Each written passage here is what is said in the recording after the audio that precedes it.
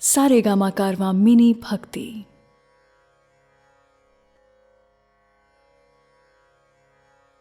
भगवद गीता गीता सार चैप्टर 1। नमस्कार दोस्तों, भगवद गीता और भगवद गीता के ज्ञान पर असंख्य लोगों ने काम किया है। जाने कितनी ही गीता आपने सुनी भी होगी, परंतु मैं शैलेंद्र भारती अब आपके सामने प्रस्तुत कर रहा हूं भगवद गीता की एक और व्याख्या। क्या विशेष है इस गीता में?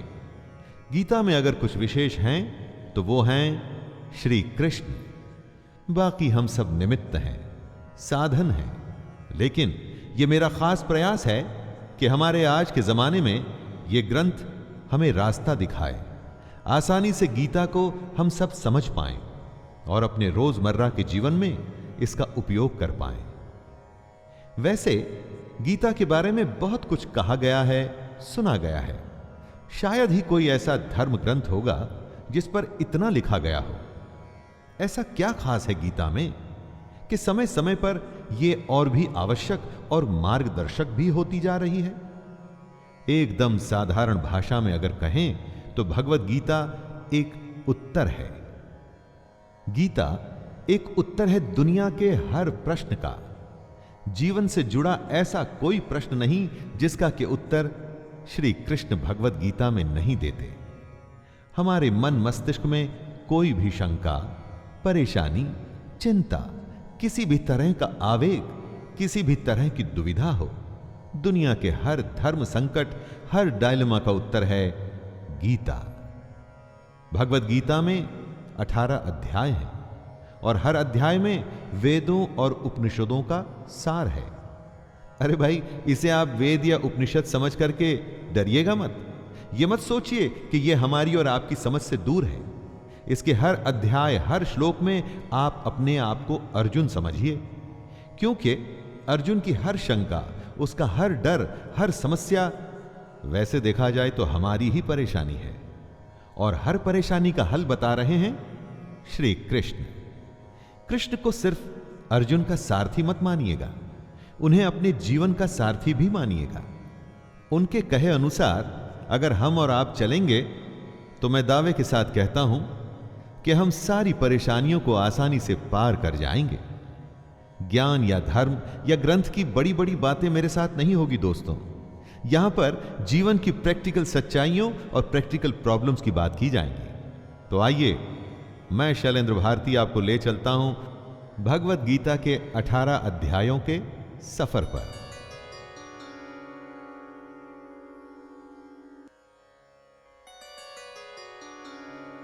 अध्याय 1, अर्जुन विषाद योग। पहला अध्याय है अर्जुन विषाद योग। यहां शुरुआत होती है धृतराष्ट्र के सवालों से। वो जानना चाहते हैं कि युद्ध में क्या हो रहा है, उनका पुत्र दुर्योधन और उनकी सेना क्या कर रही है, और साथ ही में पांडु पुत्रों की सेना क्या कर रही है। उसके बाद दोनों सेनाओं के शूर वीरों का वर्णन, और उसके बाद आता है अर्जुन का विषाद, मतलब कि उनका दुख, उनकी समस्या, उनका धर्म संकट। आइए सुनते हैं अर्जुन विषाद योग। धृतराष्ट्र उवाच धर्मक्षेत्रे कुरुक्षेत्रे समवेतायुयोत्सवः मामकाः पाण्डवाश्चैव किमकुर्वत संजय। धृतराष्ट्र संजय से पूछते हैं, धर्म भूमि कुरुक्षेत्र में युद्ध करने के लिए एकत्र हुए मेरे और पांडु के पुत्र क्या कर रहे हैं? धृतराष्ट्र जानना चाहते हैं कि युद्ध स्थल पर आखिर हो क्या रहा है। धृतराष्ट्र अंधे थे, देख नहीं सकते थे, लेकिन आंखों से अंधे थे, मन और मस्तिष्क से नहीं। उन्हें पता था कि वो धर्म के साथ नहीं, क्योंकि धर्म तो वहां होता है जहां श्री कृष्ण थे। अपने पुत्र मोह में उन्होंने शांति की जगह युद्ध को चुना था, लेकिन वो जानते थे कि इस युद्ध को जीतना आसान नहीं होगा। अपने जीवन में जब हम कुछ गलत करते हैं तो हम भी समझ रहे होते हैं दोस्तों कि हमारे किए का नतीजा शायद अच्छा ना हो। और ऐसा ही धृतराष्ट्र के साथ भी हुआ। वो भी इसी डर और इसी आशंका में दिखते हैं।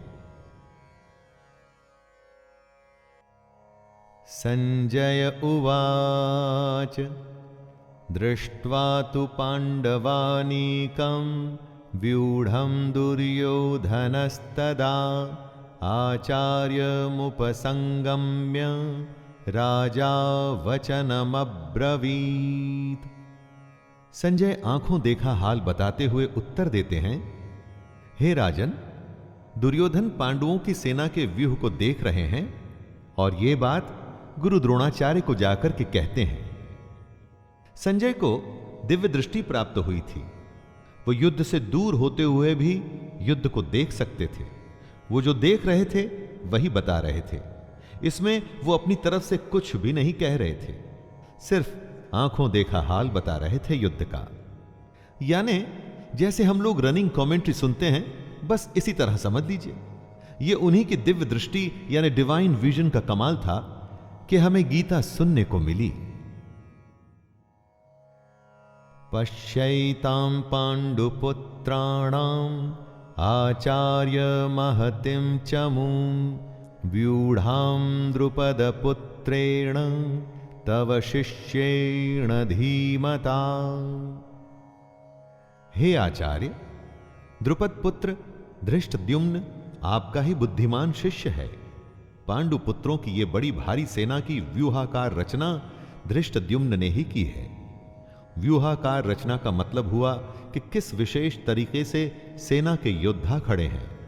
एक ऐसा व्यूह जिससे उस सेना के बीच घुसना असंभव हो, और अगर कोई उसमें घुसने में सफल भी हो जाता है तो कभी बाहर ना आ सके। दोस्तों, जब शत्रु या समस्या को हम देखते हैं तो वो हमें बहुत बड़ी और विकराल दिखाई देती है, और मन में यह डर भी रहता है कि कुछ कर गुजर के अगर हम इसमें घुस भी गए तो क्या होगा? क्या हम बाहर आ पाएंगे? क्या हम जीत पाएंगे? ऐसी ही सोच से दुर्योधन भी गुजर रहा है। अत्र शूरा महेश्वासा भीमार्जुन समायुधे युयुधानो विराटश्च द्रुपदश्च महारथः धृष्टकेतुश्चेकितानः काशीराजश्च वीर्यवान् पुरुजितकुन्तिभोजश्च शैब्यश्च नरपुङ्गवः युधामन्युश्च विक्रान्त उत्तमौजाश्च वीर्यवान् सौभद्रो द्रौपदेयाश्च सर्व एव महारथाः। इन 3 श्लोक में दुर्योधन पांडु पुत्रों की सेना के महान योद्धाओं का नाम ले रहा है। जब भी युद्ध होता है तो आप अपने सामने खड़ी सेना, उस सेना के योद्धाओं को जांचते और परखते हैं। वैसे ही दुर्योधन भी कर रहा है। दुर्योधन द्रोणाचार्य से कहता है, बड़े बड़े धनुषों वाले तथा युद्ध में भीम और अर्जुन के समान शूरवीर सात्यकी और विराट तथा महारथी राजा द्रुपद, धृष्टकेतु और चेकितान तथा बलवान काशीराज, पुरुजित, कुंतीभोज और मनुष्यों में श्रेष्ठ शैब्य, पराक्रमी युधामन्यु तथा बलवान उत्तमौजा, सुभद्रा पुत्र अभिमन्यु एवं द्रौपदी के 5 पुत्र, ये सभी महारथी हैं।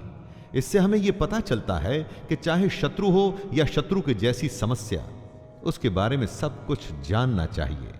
दोस्तों, समस्या के हर पहलू से हमें वाकिफ होना चाहिए। समस्या के हर पार्ट, उसके अंग के बारे में मालूम होना चाहिए, जैसा कि दुर्योधन भी कर रहे हैं।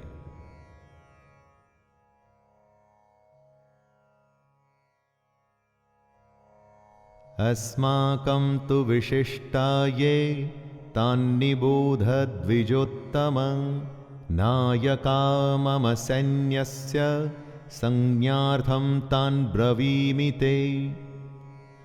दुर्योधन आगे कहता है, हे ब्राह्मण श्रेष्ठ, पांडवों की सेना के योद्धाओं को तो आपने देख लिया, अब अपने पक्ष में भी जो प्रधान हैं उनको भी तो आप समझ लीजिए। द्रोणाचार्य की जानकारी के लिए शत्रु की सेना के बाद दुर्योधन अपनी सेना के जो जो सेनापति हैं उनके बारे में बतलाता है। समस्या के बारे में सब कुछ जान लेने के बाद बारी आती है अपने पक्ष में सोचने की। यह जानना होता है दोस्तों कि आपके पास क्या क्या स्ट्रांग पॉइंट्स हैं, आप किन बातों में मजबूत हैं जिससे आप उस समस्या पर विजय पा पाएंगे। जैसे आपने समस्या के हर पहलू के बारे में सोचा, उसी तरह से आपको स्वयं का भी आकलन कर लेना चाहिए।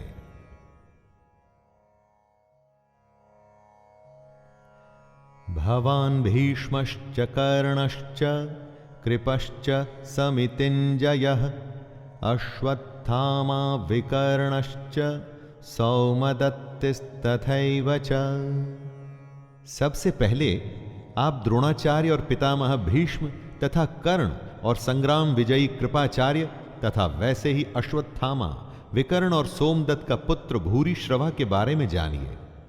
दोस्तों, जिस तरह से हम आज के जमाने में रिस्क असेसमेंट करते हैं ना, वैसे ही दुर्योधन भी अपने शत्रु की सेना को देखते हुए दोनों सेनाओं के योद्धा की बातें करते हुए आगे होने वाले युद्ध के लिए तैयार हो रहे हैं। चुनौती को हर तरह से समझकर ही उस पर विजय प्राप्त की जा सकती है। चुनौती को इतने अच्छे से जान लेना चाहिए कि जब हम उससे लड़ने जाएं तो कुछ नया न लगे, कोई सरप्राइज ना आए। युद्ध हो या चुनौती, सरप्राइज आपको हरा सकता है। अन्ये च बहवः शूरा मदर्थे त्यक्तजीविताः नानाशस्त्र प्रहरणः सर्वे युद्ध विशारदाः। दुर्योधन गर्व के साथ कहता है कि मेरे लिए जीवन की आशा त्याग देने वालों की कमी नहीं। इतना ही नहीं, ये शूरवीर अनेक प्रकार के शस्त्रास्त्रों से सुसज्जित हैं और सब के सब युद्ध में चतुर हैं। दुर्योधन के एक इशारे पर उसकी सेना के शूरवीर लड़ने मरने को तैयार हैं। उन्हीं को देख दुर्योधन खुश हो रहा है। दुर्योधन के साथ युद्ध में लड़ने के लिए शूरवीर थे जो उसके लिए मरने को तैयार हैं। हाँ, आप जब अपने जीवन की चुनौती से लड़ते हैं तो आपके साथ कौन होता है? आपके साथ होता है आपका हुनर, आपकी हिम्मत, आपकी मेहनत, आपके संगी और आपके अपने रिश्तेदार। जैसे शूरवीर दुर्योधन के लिए कुछ भी करने को तैयार हैं, वैसे ही ये आपके साथी भी आपके लिए कुछ भी कर सकते हैं। अपर्याप्तं तदस्माकं बलं भीष्माभिरक्षितं पर्याप्तं त्विदमेतेषां बलं भीमाभिरक्षितं। दुर्योधन आगे कहता है कि भीष्म पितामह द्वारा रक्षित उनकी सेना सब प्रकार से अजेय है और वहीं शत्रु की सेना भीम द्वारा रक्षित है। दुर्योधन कहना चाहते हैं कि भीम की सेना को वो आसानी से जीत सकते हैं। दुर्योधन यहां घमंड दिखा रहा है, जो आपको बिल्कुल भी नहीं करना है दोस्तों, कभी नहीं। क्योंकि अगर दुर्योधन जानता कि वो दूसरी सेना को हरा देगा तो फिर युद्ध ही क्यों करता? युद्ध को जीतने के लिए दूसरे को हराना पड़ता है। अगर चुनौती या समस्या को देखकर हमें लगता है कि हम जीत जाएंगे तो विश्वास या आत्मविश्वास तो हो सकता है, लेकिन घमंड नहीं। क्योंकि अगर घमंड हुआ तो वो आपके हारने की शुरुआत है। अयनेषु च सर्वेषु यथा भागमवस्थिताः भीष्ममेवाभिरक्षन्तु भवन्तः सर्व एव हि। दोनों सेनाओं के इस तरह के वर्णन से दुर्योधन अपनी इस बात पर पहुंचना चाहता था, और वो ये कि हर किसी को अपने अपने मोर्चों पर अपनी अपनी जगह स्थित रहते हुए निसंदेह भीष्म पितामह की रक्षा करनी है। कहने का मतलब, आप होने वाले युद्ध में सबसे अधिक उसकी रक्षा करते हैं जो आपके लिए युद्ध के लिए सबसे अधिक आवश्यक हो। जैसे कि दुर्योधन और उसकी सेना के लिए भीष्म पितामह हैं। भीष्म पितामह के हारने का मतलब था कि युद्ध हार जाना, और उनके बचे रहने का मतलब कि आप युद्ध हार नहीं सकते। अपनी सबसे बहुमूल्य चीज को तब तक बचा के रखना चाहिए जब तक कि आप युद्ध पर विजय प्राप्त न कर लें।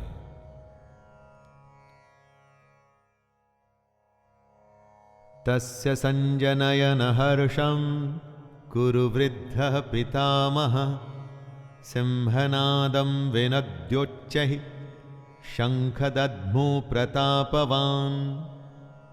शंख उद्घोषणा होती है होने वाले युद्ध की। कौरवों में सबसे वृद्ध सबसे बड़े प्रतापी पितामह भीष्म ने उच्च स्वर में सिंह की दहाड़ के समान गरज कर ऐसा शंख बजाया कि दुर्योधन के हृदय में हर्ष उत्पन्न हो गया। युद्ध जीतने के लिए अपने पक्ष में माहौल बनाना पड़ता है, खुद को दिलासा भी देना पड़ता है कि हम युद्ध जीतने में सक्षम हैं। ऐसा ही पितामह भीष्म ने किया और ऐसा ही हमें भी करना चाहिए। ततः शंखाश्च भैर्यश्च पणवानकगोमुखाः सहसैवाभ्यहन्यन्त सशब्दस्तु मूलोऽभवत्। युद्ध भयंकर होते हैं और ये इतिहास में आज तक के सबसे भयंकर युद्ध का आरंभ था। भीष्म पितामह के शंख के पश्चात नगाड़े तथा ढोल, मृदंग और नरसिंघे आदि बाजे एक साथ ही बज उठे।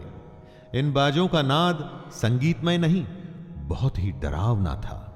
युद्ध मनोरंजक नहीं होते दोस्तों, इसलिए अगर युद्ध का फैसला ले लिया जाता है तो उसमें फिर जो भी स्वीकार हो कर लेना पड़ता है। हर युद्ध, हर चुनौती अपने किस्म के हालात लेके आती है। उन्हीं हालात के आधार पर ही हमें तैयारियां करनी पड़ती हैं।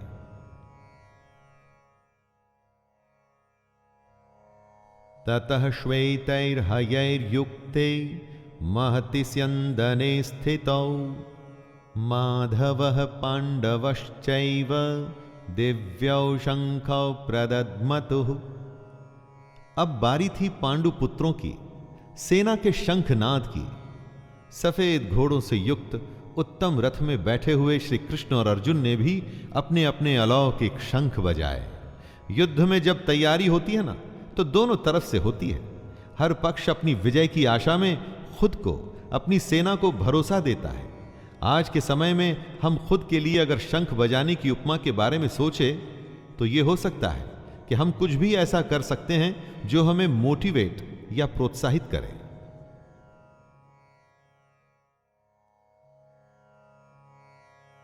पांचजन्यम ऋषिकेशो देवदत्तं धनंजयः पौंड्रम दद्मौ महाशंख भीमकर्मावृकोदरः।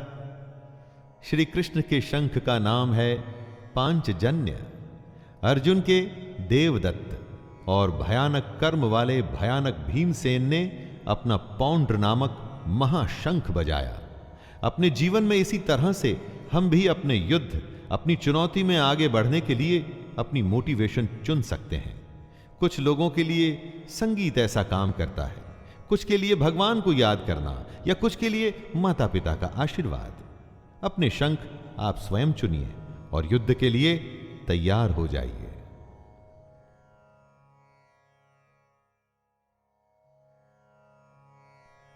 अनंत विजयम राजा कुंती पुत्रो युधिष्ठिरः नकुलः सहदेवश्च सुघोषमणिपुष्पका।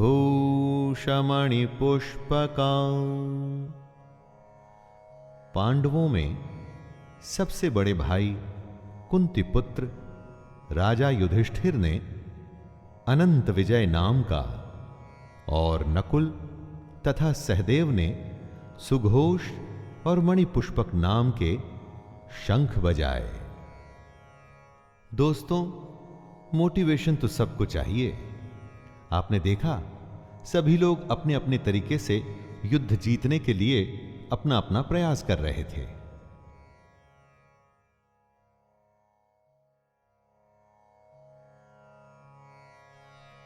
काश्यश्च परमेश्वासः शिखंडी च महारथः धृष्टद्युम्नो विराटश्च सात्यकिश्चापराजितः द्रुपदो द्रौपदेयाश्च सर्वशः पृथ्वीपते सौभद्रश्च महाबाहुः शंखान् दद्मुः पृथक पृथक। हर शंख की अलग ध्वनि, अपना एक अलग अस्तित्व। युद्ध का हर योद्धा अपनी उपस्थिति दर्ज कर रहा है। श्रेष्ठ धनुष वाले काशीराज और महारथी शिखंडी एवं धृष्टद्युम्न तथा राजा विराट और अजेय सात्यकी, राजा द्रुपद एवं द्रौपदी के 5 पुत्र और बड़ी भुजा वाले सुभद्रा पुत्र अभिमन्यु। संजय धृतराष्ट्र को बताते हैं कि हे राजन, सब ने अपनी ओर से अलग अलग शंख बजाए। दोस्तों, महाभारत का युद्ध ऐसा था जिसमें हर बड़े से बड़े योद्धा भाग ले रहा था। ऐसे विरले मौके को कोई कैसे छोड़ सकता था। हमारे लिए ध्यान देने की बात यह है कि सच्चा योद्धा तो वही है जो युद्ध के लिए तत्पर रहे। युद्ध को आप जीवन माने, चुनौती माने, जो भी माने, लेकिन उसके लिए हमेशा तैयार रहें। इसलिए हर योद्धा शंख बजा बजा के सबको अपने होने का आभास करवा रहा है। सघोषो धार्तराष्ट्राणां हृदयानि व्यदारयत् नभश्च पृथिवीं चैव तुमुलो व्यनुनादयन्। युद्ध से पहले जैसे आप शत्रु को अपनी शक्ति दिखा के डराने का प्रयास करते हैं, वैसे ही यहां भी हो रहा है। संजय कहते हैं कि इस भयानक शब्द ने आकाश और पृथ्वी को भी गूंजाते हुए धार्त राष्ट्रों के अर्थात आपके पक्ष वालों के हृदय विदीर्ण कर दिए। जब आप हुंकार भरते हैं, वॉर क्राई देते हैं, तो बड़े से बड़े शत्रु को भी डर लगता है। यह हुंकार ऐसी होनी चाहिए कि शत्रु सोचे कि वो किससे युद्ध करने जा रहा है। आप चाहे इंटरव्यू के लिए जाएं, किसी से मिलने जाएं, आपका हुनर, आपकी प्रतिभा ऐसी होनी चाहिए कि सामने वाला आपके कौशल से प्रभावित हो जाए। अर्जुन उवाच अथ व्यवस्थितान् दृष्ट्वा धार्तराष्ट्रान् कपिध्वजः प्रवृत्ते शस्त्रसम्पाते धनुरुद्यम्य पाण्डवः ऋषिकेशं तदा वाक्यम् इदमाह महीपते सेनयोरुभयोर्मध्ये रथं स्थापयमेच्युत। अर्जुन अपने मोर्चा बांधकर डटे हुए धृतराष्ट्र संबंधियों को देखते हैं, फिर अपना धनुष उठाकर ऋषिकेश श्री कृष्ण से कहते हैं, हे अच्युत, मेरे रथ को दोनों सेनाओं के बीच में खड़ा कीजिए। अच्युत अर्थात अटल, जो अपने स्थान से हटता नहीं, जिसका नाश नहीं हो सकता। श्री कृष्ण का एक नाम अच्युत भी था और अर्जुन अपने सारथी से दोनों सेनाओं के बीच में जाने को कह रहे हैं। अर्जुन ने श्री कृष्ण को इसलिए चुना था कि वो जानता था कि जब साक्षात भगवान उसके साथ हैं तो मतलब धर्म उसके साथ है। जिसके साथ धर्म होता है वो कभी हार नहीं सकता।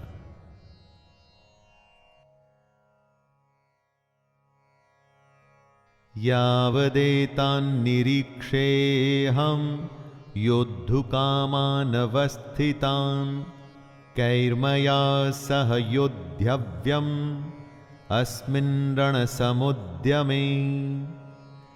आज के जीवन का यह सबसे बड़ा ज्ञान है दोस्तों। युद्ध कोई भी हो सकता है, किसी भी प्रकार का, पर्सनल या बिजनेस से जुड़ा हुआ, लेकिन दोनों पक्षों के बीच में जाकर आप युद्ध की सही अवस्था के बारे में जान सकते हैं। अर्जुन श्री कृष्ण से कहते हैं कि हे कृष्ण, जब तक मैं युद्ध क्षेत्र में डटे हुए युद्ध के अभिलाषी इन विपक्षी योद्धाओं को भली प्रकार देख न लूं कि इस युद्ध रूपी व्यापार में मुझे किन किन के साथ युद्ध करना योग्य है, तब तक इस रथ को यहीं खड़ा रखिए। हमें भी दोस्तों, जी हां, हमें भी इसी तरह अपनी समस्या के बीच में खड़े हो उसे भली भांति देखना और परखना चाहिए और तभी निर्णय लेना चाहिए।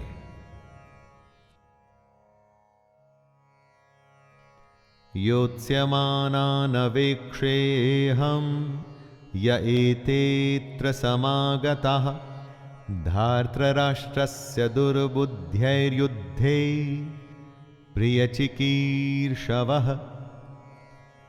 अर्जुन दुर्योधन को दुर्बुद्धि बता रहे हैं, क्योंकि दुर्योधन के हट के चलते हुए ही यह युद्ध हुआ। दुर्योधन का साथ देने जितने भी राजा आए हैं, उन्हें अर्जुन युद्ध स्थल के बीच में खड़े होकर के देखना चाहते हैं। दोस्तों, यह जरूरी नहीं कि आपका शत्रु सही हो सकता है उसने गलत तरीका अपना करके आपको युद्ध में उलझाना चाहा हो, जैसा कि महाभारत में भी हुआ। युद्ध तो करना ही पड़ता है, और वो तभी करना चाहिए जब आप अपने शत्रु को अच्छे से देख परख चुके हों, जान चुके हों। इसलिए अर्जुन कृष्ण से दोनों सेनाओं के बीच में रथ को ले जाने के लिए कहता है। संजय उवाच एवमुक्तो ऋषिकेशो गुडाकेशेन भारत सेनयोरुभयोर्मध्ये स्थापयित्वा रथोत्तमम् भीष्मद्रोणप्रमुखतः सर्वेषां च महीक्षिताम् उवाच पार्थ पश्यैतान् समवेतान् कुरुनिति। संजय अपना आंखों देखा हाल बताते हैं। हे धृतराष्ट्र, जैसा कि अर्जुन ने कहा था, श्री कृष्ण ने दोनों सेनाओं के बीच में भीष्म और द्रोणाचार्य के सामने तथा संपूर्ण राजाओं के सामने रथ को खड़ा करके इस प्रकार कहा, हे पार्थ, युद्ध के लिए जुटे हुए इन कौरवों को देख। पार्थ अर्जुन का ही नाम है दोस्तों। उस अर्जुन का नाम है जो शंका में बस घिरने ही वाला है। पार्थ हम सब भी हो सकते हैं, और अगर हम अपने आप को शंका में घिरा पाते हैं तो मदद करने के लिए कृष्ण भी दूर नहीं होते, और ना ही उनकी गीता दूर होती है। तत्रापश्यत् स्थितान् पार्थः पितॄनथ पितामहान् आचार्यान् मातुलान् भ्रातॄन् पुत्रान् पौत्रान् सखिंस्तथा। कुंती का एक नाम पृथा भी था। पृथा पुत्र अर्थात कुंती पुत्र। पार्थ दोनों ही सेनाओं के मध्य में उपस्थित ताऊ, चाचा, दादा, परदादा, गुरु, मामा, भाइयों, पुत्रों, पोतों को देख रहे हैं। महाभारत को इसीलिए तो धर्म युद्ध कहा गया है, ऐसा युद्ध जो धर्म के लिए किया गया था। और इस युद्ध का एक बड़ा परिवार दो हिस्सों में बंट गया था। आधे सगे संबंधी एक तरफ और आधे दूसरी तरफ। हर किसी को फैसला करना था कि वो युद्ध में किसका साथ देना चाहता है, दुर्योधन का या अर्जुन का। श्वशुरान् सुहृदश्चैव सेनयोरुभयोरपि तान् समीक्ष्य स कौन्तेयः सर्वान् बन्धूनवस्थितान्। इन सब सगे संबंधियों के साथ साथ अर्जुन अपने मित्रों को, ससुरों को, सुहृदयों को देख रहे हैं, विचार कर रहे हैं। पूरा जीवन पांडु पुत्रों और धृतराष्ट्र पुत्रों के साथ बिताया।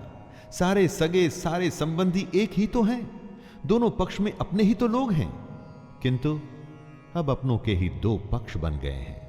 उसमें से एक पक्ष शत्रु का है।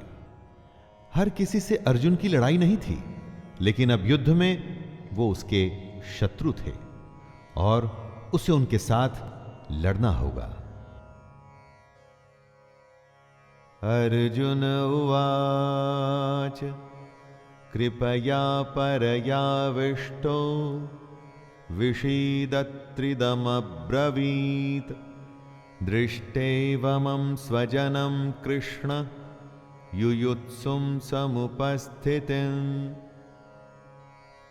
अपने करीबी एकदम अपने अर्जुन के सामने खड़े थे, लेकिन शत्रु पक्ष में उन उपस्थित संपूर्ण बंधुओं को देखकर वे कुंती पुत्र अर्जुन अत्यंत करुणा से युक्त होकर शोक करते हुए श्री कृष्ण से कह रहे हैं।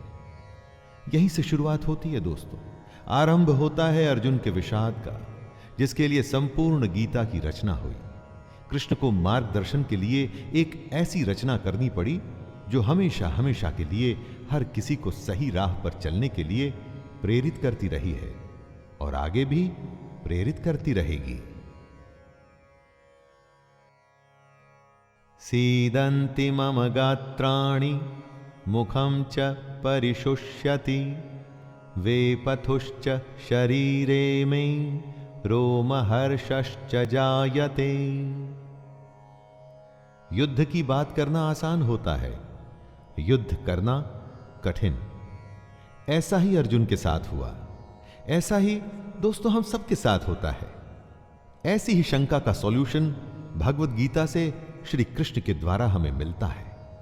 दुखी अर्जुन कहते हैं, हे कृष्ण, युद्ध क्षेत्र में डटे हुए युद्ध के अभिलाषी इस स्वजन समुदाय अपनों को देखकर मेरे अंग शिथिल हुए जा रहे हैं, जैसे अंगों में शक्ति ना हो और मुख सूखा जा रहा है तथा मेरे शरीर में कंप व रोमांच हो रहा है। न जाने कितनी ही बार ऐसा हम सबके साथ होता है कि जब युद्ध के सम्मुख होते हैं तो जैसे शक्ति खत्म हो जाती है। परीक्षा की घड़ी के समय पर भी ऐसी ही घबराहट होती है ना।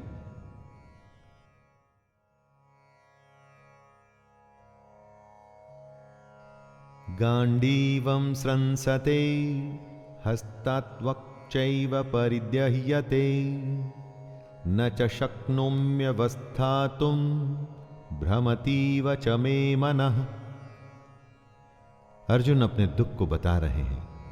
उनका दुख दोस्तों हमारी दुविधाओं से अलग नहीं है। चाहे हम परीक्षा दे रहे हों, चाहे बिजनेस करने जा रहे हों, चाहे कोई बड़ा मैच खेलने जा रहे हों, कितने ही ऐसे मौके आते हैं जब हम स्वयं को अर्जुन की अवस्था में पाते हैं। लगता है जैसे कि हम युद्ध के लायक ही नहीं, युद्ध हम कर ही नहीं पाएंगे। अर्जुन के हाथ से उनका गांडीव धनुष गिर रहा है और त्वचा भी बहुत जल रही है तथा उनका मन भ्रमित सा हो रहा है, इसलिए वो खड़े रहने में भी समर्थ नहीं है।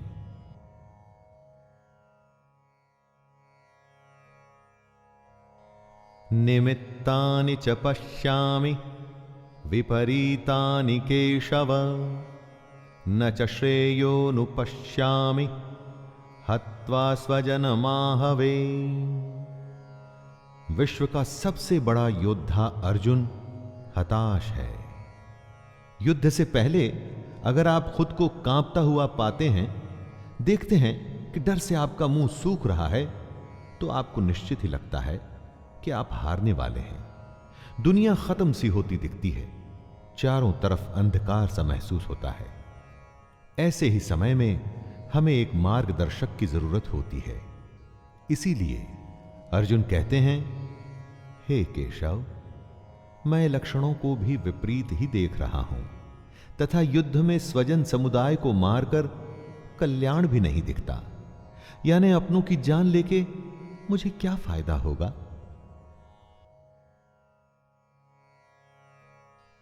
न कांक्षे विजयम कृष्ण न च राज्यम सुखानि च किं नो राज्येन गोविंद किं भोगैर्जीवितेन वा। अर्जुन बात को स्पष्ट रखते हैं, डर में सब व्यर्थ लगता है। अर्जुन कहते हैं, हे कृष्ण, मैं न तो विजय चाहता हूं और न राज्य, और ना ही मैं सुखों को चाहता हूं। हे गोविंद, हमें ऐसे राज्य से क्या प्रयोजन है अथवा ऐसे भोगों से और जीवन से भी क्या लाभ है। इस विषाद में, शंका में, डर या घबराहट में अर्जुन सब कुछ छोड़ने को, त्याग देने को तैयार हैं। धन दुनिया उन्हें कुछ भी नहीं चाहिए। वो ऐसे भयभीत और डर गए हैं कि दुनिया की हर खुशी को छोड़कर इस समय बस इस युद्ध से बचना चाहते हैं। इन्हीं लक्षणों को हमें भी पहचानना है ताकि ऐसी अवस्था में हम भी वो करें जो कृष्ण बताएंगे।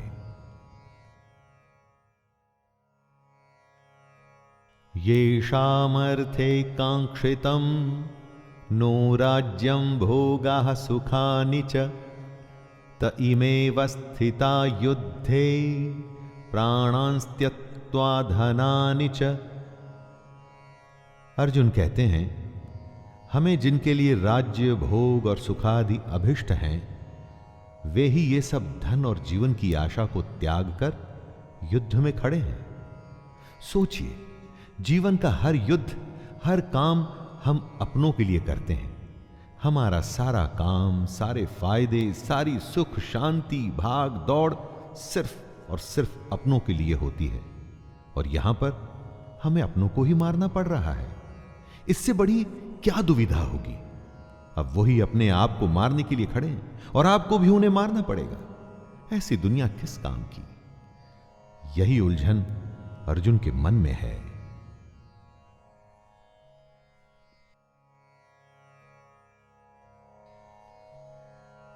आचार्यः पितरः पुत्रास् तथैव च पितामहः मातुलः श्वशुरः पौत्रः श्यालः संबंधिनस्तथा। अर्जुन के सामने खड़े हैं उनके गुरुजन, ताऊ, चाचे, लड़के, दादे, मामे, ससुर, पौत्र, साले और भी कई सारे संबंधी लोग। अर्जुन अपने हर संबंधी को करीब से पहचान रहे हैं और पहचान के उन्हें बता भी रहे हैं।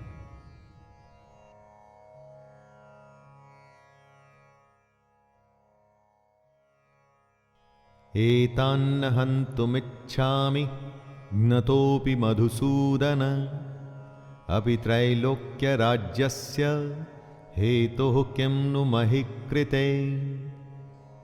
अगर आप युद्ध करने का निर्णय लेते हैं तो क्या आप ये कह सकते हैं कि मैं इस शत्रु को मारूंगा और उसे नहीं?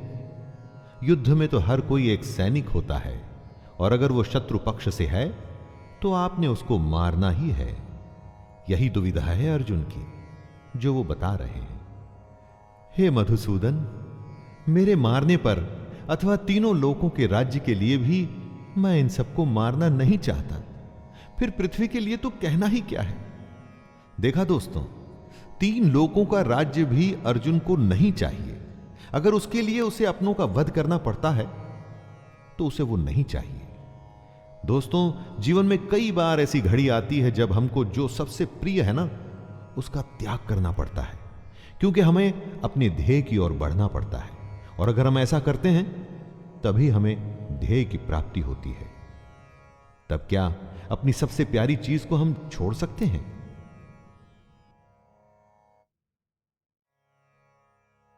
निहत्य धार्तराष्ट्रान्न का प्रीतिः स्याज्जनार्दन पापमेवाश्रयेदस्मान् हत्वैतानान्ततायिनः। अर्जुन आगे कहते हैं, हे जनार्दन, धृतराष्ट्र के पुत्रों को मारकर हमें क्या प्रसन्नता होगी? इन आतताइयों को मारकर हमें तो पाप ही लगेगा ना। शत्रु पक्ष में चाहे आतताई बुरे लोग ही क्यों न हो, लेकिन हैं तो अपने। अपनों को मारकर अपनों को दुख देके केवल पाप ही मिल सकता है, पुण्य तो नहीं। यह कुरु पुत्रों के लालच का ही परिणाम था कि भाई भाई आमने सामने थे। दोस्तों, लालच से कभी किसी का भला नहीं होता। महाभारत में भी नहीं होना था। एक पक्ष को जीतना था तो दूसरे पक्ष को मारना था। तस्मान्नार्हा वयं हन्तुं धार्तराष्ट्रान् स्वबान्धवान् स्वजनं हि कथं हत्वा सुखिनः स्याम माधव। क्या अपने परिवार को मारकर आपको सुख मिल सकता है? इसीलिए महाभारत को धर्म युद्ध कहा जाता है। जब ऐसा धर्म संकट हो तो आप क्या करें? अर्जुन पूछते हैं, हे माधव, अपने ही बांधव धृतराष्ट्र के पुत्रों को मारने के लिए हम योग्य नहीं हैं, क्योंकि अपने ही कुटुंब को मारकर हम कैसे सुखी होंगे?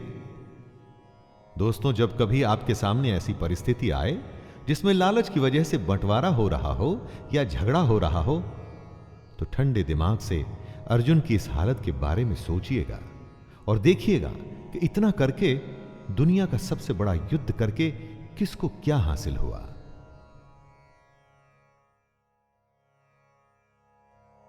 यद्यप्येते न पश्यन्ति लोभोपहत चेतसः कुलक्षय कृतं दोषं मित्रद्रोहे च पातकं कथं न ज्ञेयमस्माभिः पापादस्मान्निवर्तितुं कुलक्षय कृतं दोषं प्रपश्यद्भिर्जनार्दन। आपका शत्रु किसी भी प्रकार के पाप को करने को तैयार है, लेकिन आप समझते हैं कि जो गलत है, अनुचित है, वो नहीं करना चाहिए। इन दो श्लोक में अर्जुन ने इसी दुविधा को बताया है। यद्यपि लोभ से भ्रष्ट चित्त हुए ये लोग कुल के नाश से उत्पन्न दोष को और मित्रों से विरोध करने में पाप को नहीं देखते, तो भी हे जनार्दन, कुल के नाश से उत्पन्न दोष को जानने वाले हम लोगों को इस पाप से हटने के लिए क्यों नहीं विचार करना चाहिए? दुश्मन गलत कर रहा है, वो ये नहीं समझता, लेकिन आप तो समझते हैं। तो समझदार होने के नाते क्या आपको युद्ध से हटने के लिए नहीं सोचना चाहिए? लेकिन अगर युद्ध से हट गए तो उसे आपकी हार मानी जाएगी। क्या उसके लिए आप तैयार होंगे दोस्तों?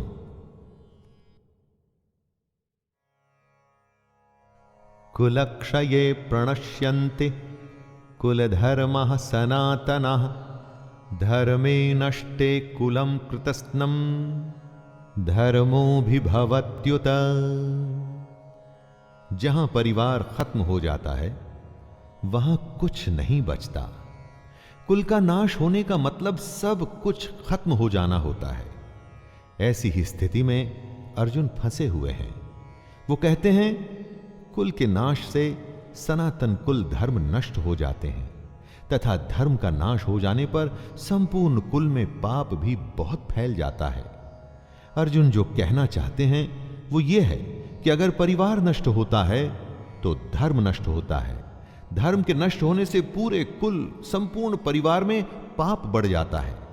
परिवार ही है जो हमें अपनी जड़ों से, अपने गुणों से, अपने आदर्शों से जोड़ के रखता है।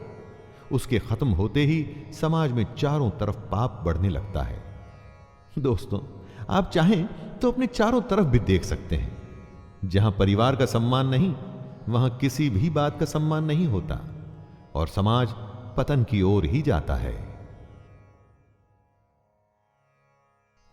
अधर्माभिभवात् कृष्ण प्रदुष्यन्ति कुलस्त्रियः स्त्रीषु दुष्टासु वाष्णेर्य जायते वर्णसंकरः। परिवार की भलाई उसकी स्त्रियों पर निर्भर करती है। अगर कोई घर बनता है तो वो परिवार की महिला की वजह से बनता है। जिस घर में महिला नहीं होती तो कहते हैं कि उस घर का कोई भविष्य ही नहीं। और अगर ये स्त्रियां दूषित या करप्ट हो जाएं तो उसका क्या असर होता है? अर्जुन कहते हैं, हे कृष्ण, पाप के अधिक बढ़ जाने से कुल की स्त्रियां अत्यंत दूषित हो जाती हैं और स्त्रियों के दूषित हो जाने पर वर्ण संकर उत्पन्न होता है। संकरो नरकायैव कुलघ्नानां कुलस्य च पतन्ति पितरो ह्येषां लुप्तपिंडोदक क्रियाः। वर्ण संकर का यहां पर मतलब है जहां वर्ण या समाज की मर्यादाओं को सम्मान न देते हुए गलत तरीके से, गलत वर्णों के मेल से जब संतान की उत्पत्ति होती है तो वो सब कुछ खत्म कर देती है। इसीलिए समाज के नियम बड़े सोच समझकर बनाए गए होते हैं दोस्तों, और इतने हजारों वर्षों की सोच और उस नियमों को बिना सोचे समझे नहीं तोड़ना चाहिए। अर्जुन इसी बात का वर्णन कर रहे हैं कि हे कृष्ण, वर्ण संकर कुल घातियों को और कुल को नरक में ले जाने के लिए ही तो होता है। लिप्त हुई पिंड और जल की क्रिया वाले अर्थात श्राद्ध और तर्पण से वंचित इनके पितर लोग भी अधोगति को प्राप्त होते हैं।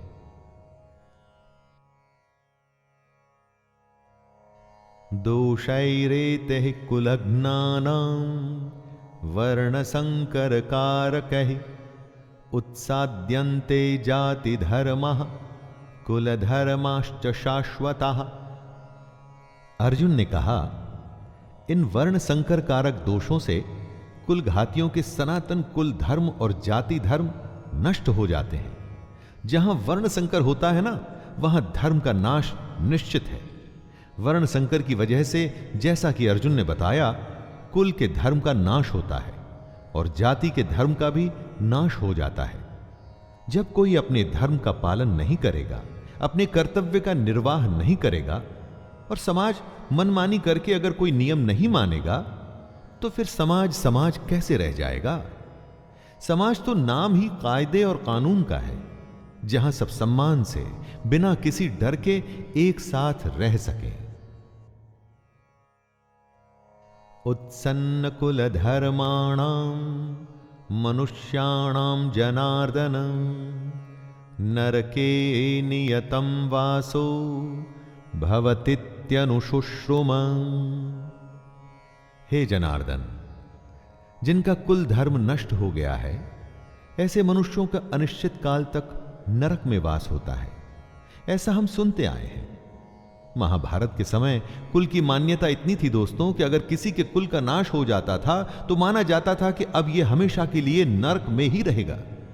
इसीलिए कुल की रक्षा करना, उसके सम्मान को बचाना, उसका नाम करना इतनी बड़ी बात मानी जाती थी। अर्जुन ही नहीं, ऐसा हम भी सुनते आए हैं कि जो धर्म का, कुल का सम्मान नहीं करते, वो सीधे नरक को जाते हैं। इसे आप ऐसा भी मान सकते हैं कि जहां धर्म नहीं होता, वो जगह अपने आप ही नरक बन जाती है। अपनी चारों तरफ देखिए ना, ऐसी कई जगहें आपको आज के युग में भी दिख जाएंगी।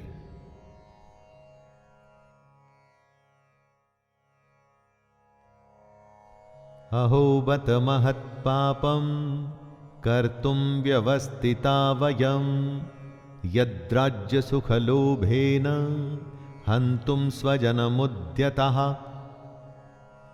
अर्जुन आगे स्वयं को दोष दे रहे हैं। शोक, हम लोग बुद्धिमान होकर भी महान पाप करने को तैयार हो गए हैं, जो राज्य और सुख के लोभ से स्वजनों को मारने के लिए उद्यत हो गए हैं। दोस्तों, दुर्योधन जैसा भी है, उसने जो भी निर्णय लिया, लेकिन अर्जुन और उसकी सेना तो समझदार है, तो क्या ऐसा उनके लिए ठीक है? बेवकूफ का पाप शायद माफ भी हो जाए, लेकिन बुद्धिमान से बहुत कुछ की उम्मीद की जाती है। तो क्या समझदार अगर युद्ध के लिए तैयार हो जाता है तो उसकी गलती की माफी मिलेगी? अर्जुन को लगता है कि नहीं मिलेगी।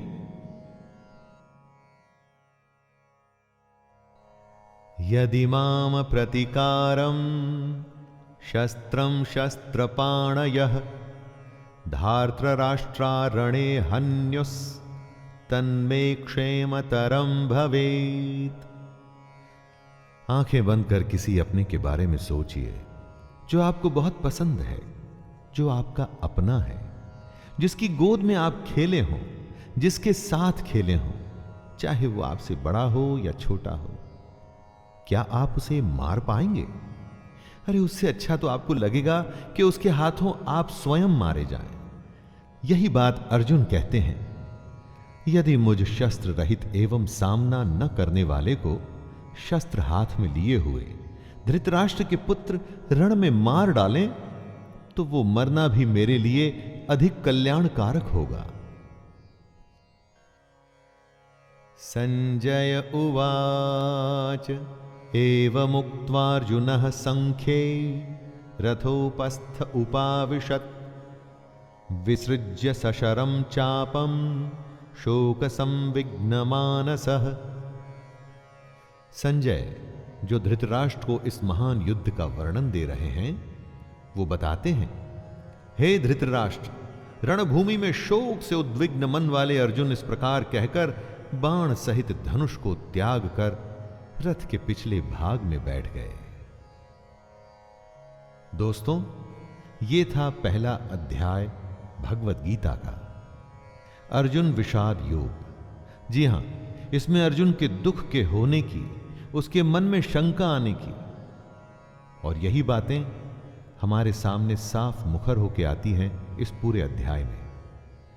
अब इसके बाद के अध्याय में श्री कृष्ण अर्जुन के दुख का, शंका का, परेशानियों का, हर प्रश्नों का किस तरह भली भांति उत्तर देंगे, उसे जानेंगे और सुनेंगे। तो दोस्तों, ये था भगवत गीता का प्रथम अध्याय, अर्जुन विषाद योग, जिसे आप तक पहुंचाया है शैलेंद्र भारती ने। बड़ी सुंदर, साधारण और स्पष्ट शब्दों में इसे प्रस्तुत करने का प्रयास किया गया है।